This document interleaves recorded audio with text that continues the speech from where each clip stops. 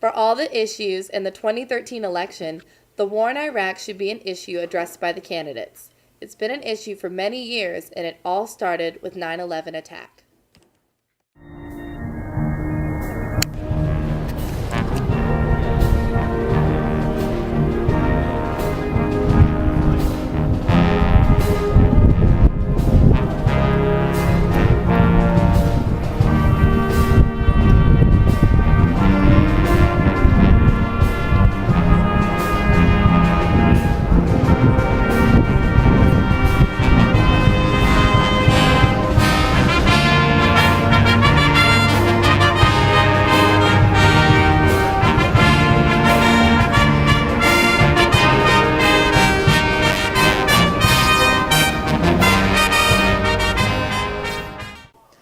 The attacks took the nation by surprise, and the initial reaction was supreme shock and then went into feelings of defending our nation. This started the first of 3 stages of war, the invasion phase. People wanted to go into the military and get back at the country that attacked our nation. President Bush took it upon himself to put more troops into Iraq and try to retaliate. That began the second phase, surge, or occupation of the country. Now, 11 years later, people want to end this war. The past few years, we have been in the last stage of this war, the transition phase. The American soldiers taught the Iraqi police and army how to lead a democratic life. After that phase was over, we left the war. But did we win this war? Did we gain or lose more from being there? The candidates should address this question in particular because it has a major impact on our country. Did the soldiers help leave the country to survive on its own in democracy? Yes, the billionaires who profit from human suffering care only about expanding their wealth, controlling the world economy, understand that their power lies only in their ability to convince us that war, oppression, and exploitation is in our interest.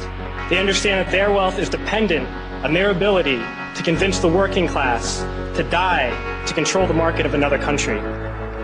And convincing us to kill and die is based on their ability to make us think that we are somehow superior. Some of the soldiers were helping the local police learn how to protect the citizens around, one of which was Army Captain Matthew Schaefer. So, do you think that the Iraqi army is sufficient to aid the country? When I was there in 2010, 2011, we were doing joint operations with the Iraqi forces, and they were starting to learn how to do our job. So we were in control at first, and then over the course of a year, they started doing operations on their own and took over the areas that we took over. So I believe that they have the capability to control the areas that we control, yes. Do you think the local police in Iraq was around or doing their duty? Yeah, there's a large presence of local police in and around the cities. So the army really controlled the country as a more holistic type view, like the borders to Iran and stuff like that. Whereas the local police really controlled major highways and the towns, and you always saw them out patrolling and doing checkpoints and stuff like that. So yes, they had an influence on the Iraqi people. We won't be able to see if the efforts benefited the society or if our money did nothing for a few more years. The advantages of the money spent in Iraq aren't always known, but Captain Schaefer commented on it for us. Do you think the money spent in Iraq benefited the cause? So there are a lot of different programs that I was involved in that involved, the United States government spending money to try to help out the governments of the local areas that we were in.